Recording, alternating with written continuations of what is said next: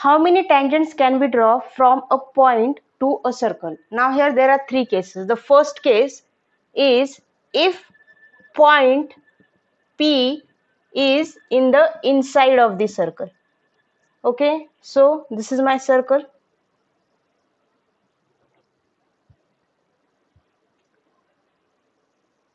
And this is my point P. So I have to draw a tangent from this point. Now, is it possible to draw a tangent which is passing through this point and it is also tangent to the circle? Not at all, because point P is lying inside the circle. So any line which is passing through point P will never be tangent to the circle. So in this case, we cannot draw a tangent to the circle. What about when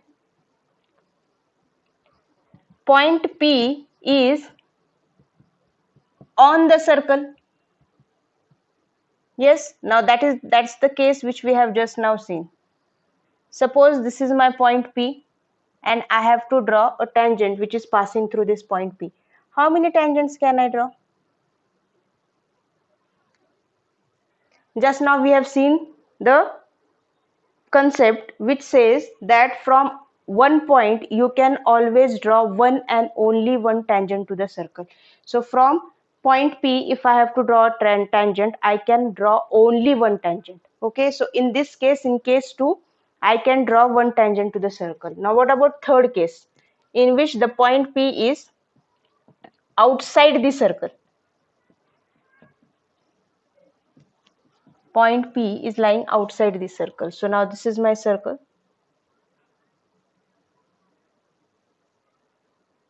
Here it is my point P. How many tangents can I draw? So if you can see,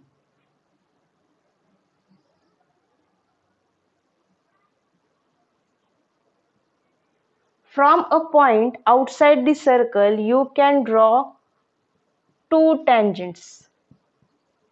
So two tangents can be drawn in this case when the point is lying outside the circle, and the distance of this point and the point of contact is called as length of tangent. Length of tangent. So length of tangent is nothing but the distance between the point and the point of contact. So in this case, the length of tangent will be PT1 and PT2.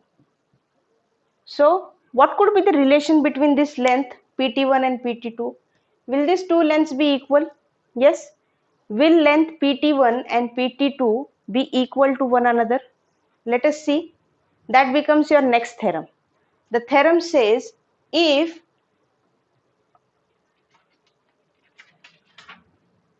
the length of the tangent, it says the length of the tangent from the external point are always equal to one another.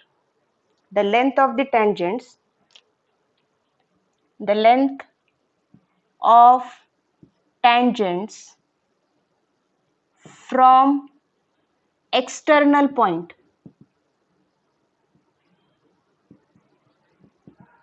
are equal. It means PT1 and PT2 are equal. Now let us prove that. So what is your given? The given statement would be PT1 and PT2 are tangents. Yes, and you have to prove that PT1 is equal to PT2. So how can I prove PT1 is equal to PT2? Definitely I have to make some construction. Now this is my center of the circle. Let us join OT1 and OT2. Just now we have seen a theorem. The tangent from the point of contact is always perpendicular to the radius. Okay, so this will be 90 degree and this will also be 90 degree. Let us join OP also. So if you consider the triangles PT1O and PT2O, so what could be the congruency, or what are equal in that triangle? So in triangle PT1O and triangle PT2O, angle OT1P is equal to angle OT2P. Why? Because both are 90 degree. Further, OP is equal to OP. Why? Because that is the common side. And OT1 is equal to OT2. Why? Because both are radius. So as you can see, one angle is 90 degree, the hypotenuse is equal, and also one side is equal. So can I write triangle PT1O is congruent to triangle PT2O by RHS congruency? And if they are congruent, then definitely PT1 will be equal to PT2 by CPCT. Okay, so the proof was very easy. What we did, we have joined OT1, OT2 and OP.